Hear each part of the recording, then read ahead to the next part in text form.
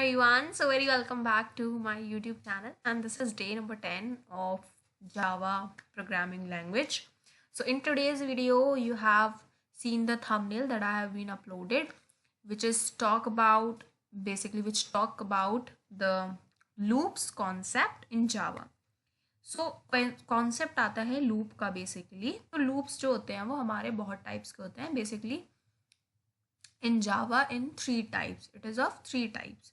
Basically, first one is the for loop and the second one is while loop and the third one is do while loop. Right?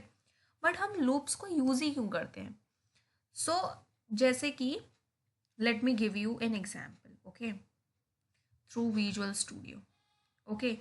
जैसे कि हमें कोई भी एक task है वो हमें मल्टीपल टाइम्स रिपीट करना है. ओके, सेम टास्क को मल्टीपल टाइम्स रिपीट करना है, तो हम उसके लिए लूप्स का यूज़ करते हैं, लूप्स कॉन्सेप्ट का यूज़ करते हैं. ओके, बट आप लोगों के दिमाग में एक क्वेश्चन आ रहा होगा कि इसको तो हम बेसिकली सिंपल कर सकते हैं. लाइक फॉर एग्जाम्पल, जैसे कि मैंने यहाँ पर लिया system dot out dot print ln and here I uploaded welcome to my YouTube channel,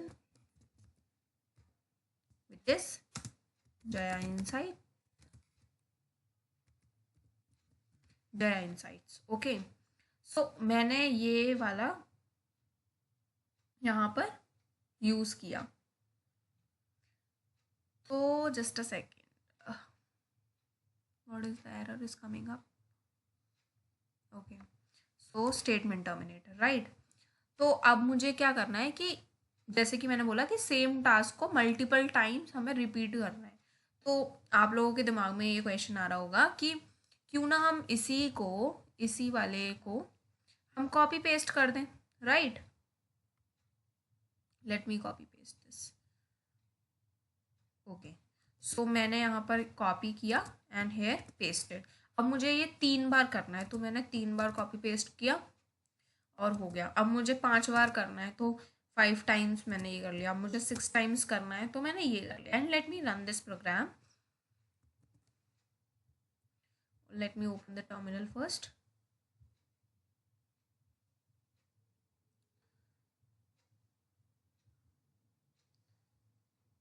so can you see the output कि यहाँ पर हमने कितनी बार इनपुट, मतलब कितनी बार आउटपुट लिया है, ये कितनी बार प्रिंट करवाया है? 5 बार, राइट? 5 टाइम्स हमने किया.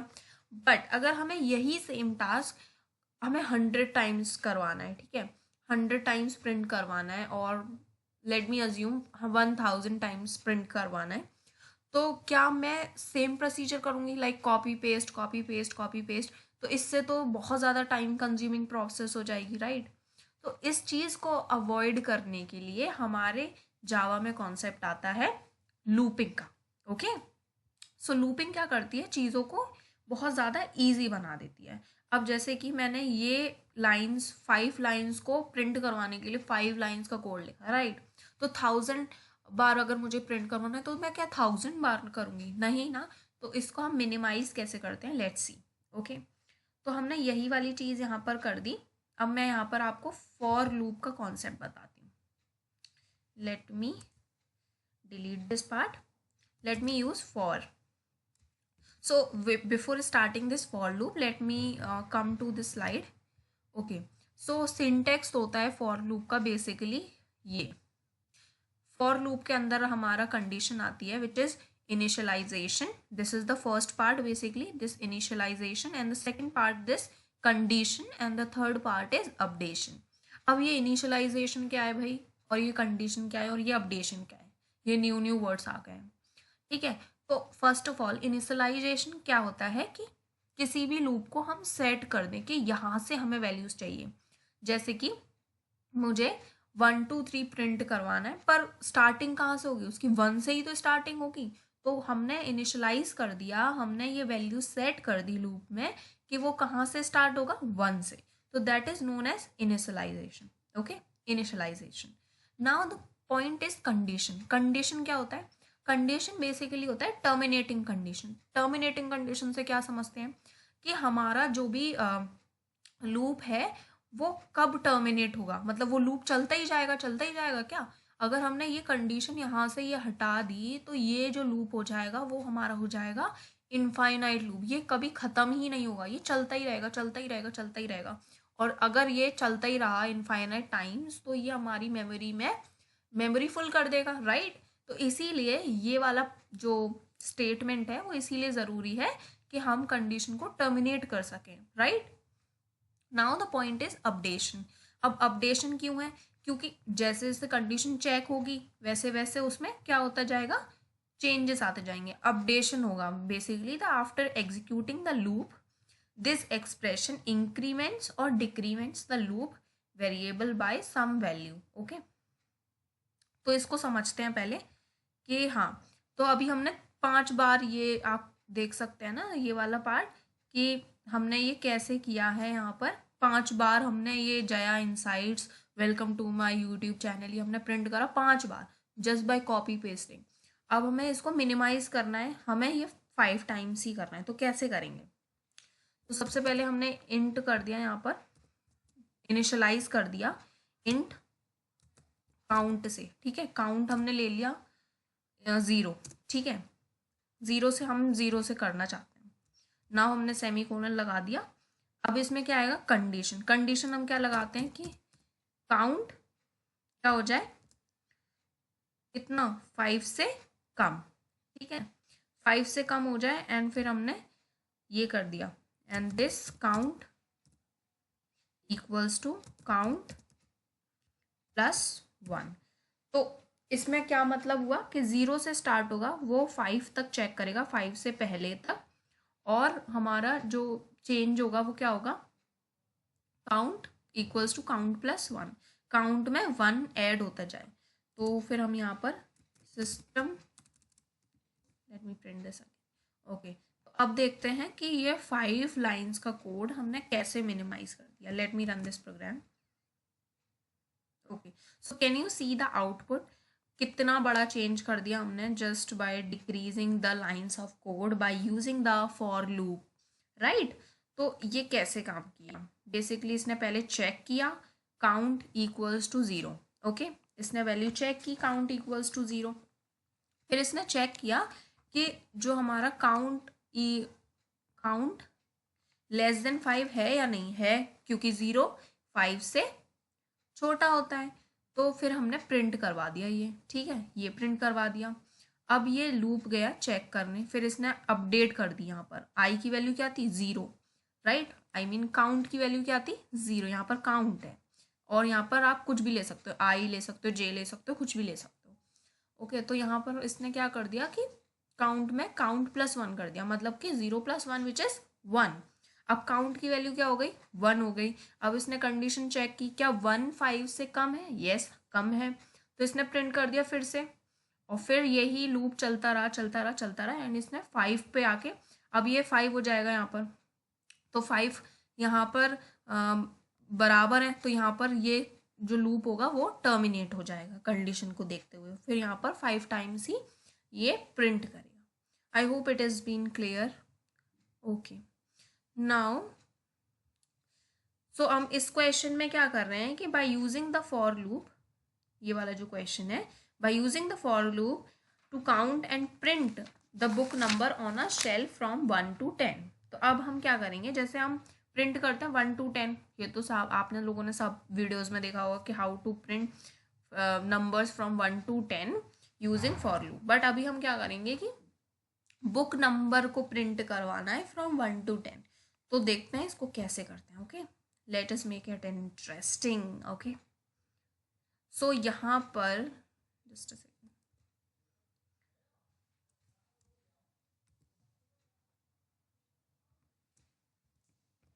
ओके। तो यहाँ पर हम स्टार्ट कर देते हैं। सबसे पहले मैं ये कॉपी कर लेती हूँ।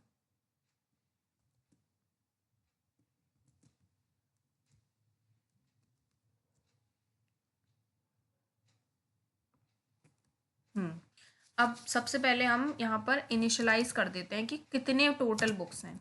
टोटल बुक्स हमने देखा था कितने थे, टोटल बुक्स व 10, राइट। टोटल बुक्स वर 10। तो यहाँ पर हमने स्टेटमेंट टर्मिनेटर लगा दिया। This is for total number of books on the shelf, right. हमने यहाँ पर system, let me print, okay,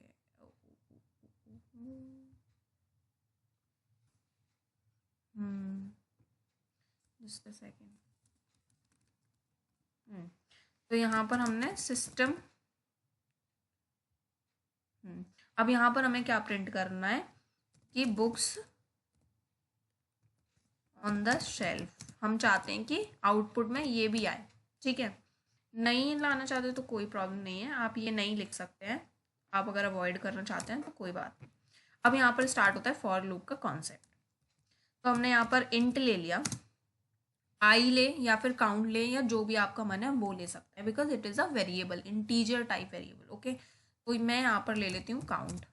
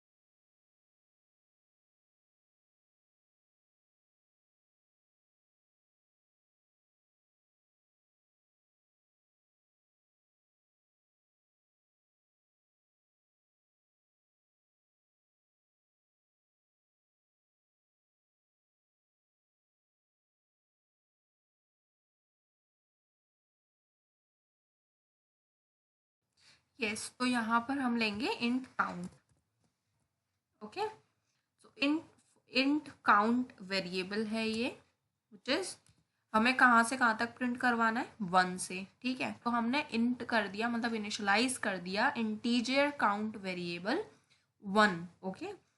यहाँ पर हमने डाला स्टेटमेंट टर्मिनेटर, एंड फिर हमने लिया count less than equals to total books.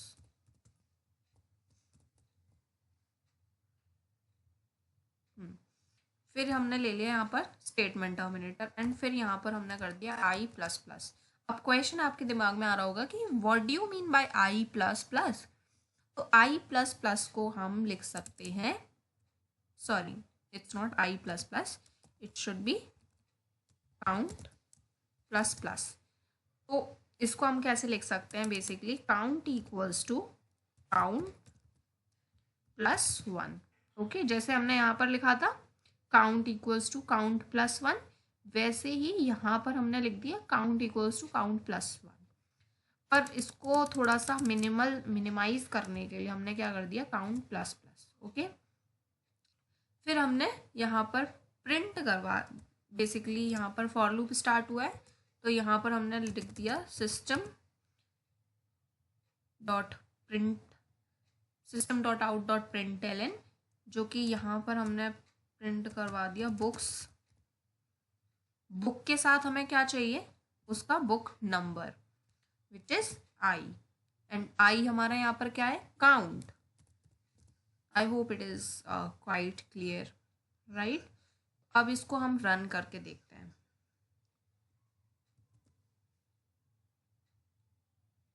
तो can you see the output है, ये बुक ऑन द शेल्फ आया यहाँ पर, जो कि हमने यहाँ पर प्रिंट किया है। Let me show you step by step. ये वाली चीज़ पहले प्रिंट हुई, ठीक है, बुक्स ऑन द शेल्फ। फिर हमने यहाँ पर इंट काउंट इक्वल्स टू 1 किया, जो कि हमारा यहाँ पर कंडीशन चेक होगी पहले, काउंट इक्वल्स टू 1 होने के बाद क्या टोटल बुक्स से छोटा है या बराबर है या नहीं। तो हमारा क्या 10 से छोटा है ना, हम यहाँ पर 10 भी लिख सकते थे, इट्स ऑल योर चॉइस, ठीक है। टोटल बुक्स की जगह हम क्या लिख सकते थे, 10 भी लिख सकते थे। तो 10 से लेसर है तो क्या होगा, प्रिंट कर देगा वो बुक, और उसमें क्या कर देगा, ऐड प्लस कर देगा काउंट, जो कि है 1, ठीक है। तो ये हमारा हो गया बुक 1। अब यहाँ पर ये अपडेट हुआ, अपडेट होने के बाद काउंट प्लस प्लस गया यहाँ पर विच इज़ 1, 1 + 1 2, तो यहाँ पर आ गया हमारा बुक 2, राइट। ऐसे ही कोड चलता रहेगा लूपिंग में and things will going on. So thank you for watching this video, see you in the next video, bye bye.